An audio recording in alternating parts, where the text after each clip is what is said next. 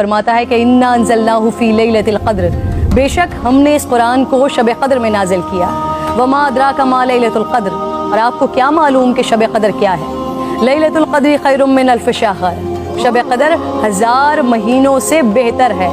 تنزل الملائکۃ والروح فیہا باذن ربہم من کل امر، فرشتے اور روح اس میں اپنے رب کے اذن سے ہر حکم لے کر اترتے ہیں۔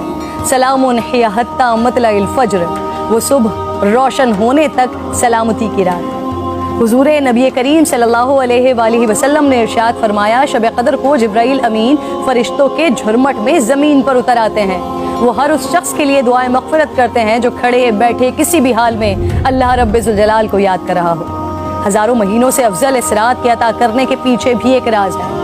رسول پاک صلی اللہ علیہ وآلہ وسلم کو سابقہ لوگوں کی عمروں پر آگاہ فرمایا گیا، تو آپ نے ان کے مقابلے میں اپنی امت کے لوگوں کی عمر کو کم دیکھتے ہوئے یہ خیال فرمایا کہ میری امت کے لوگ اتنی کم عمر میں سابقہ امتوں کے برابر عمل کیسے کر سکیں گے؟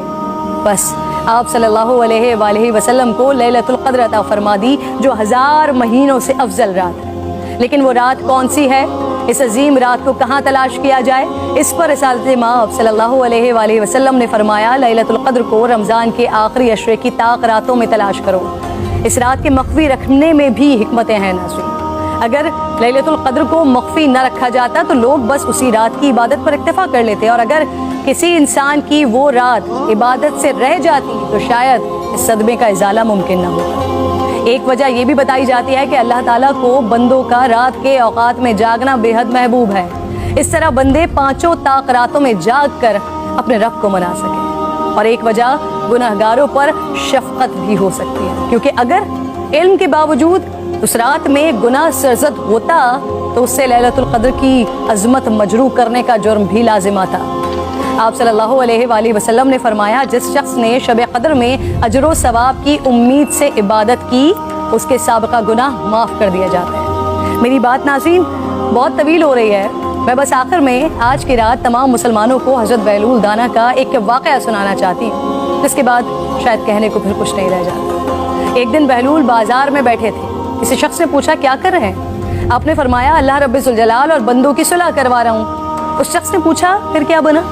آپ نے فرمایا اللہ تو مان رہا ہے، بندے نہیں مان رہے۔ اللہ اکبر۔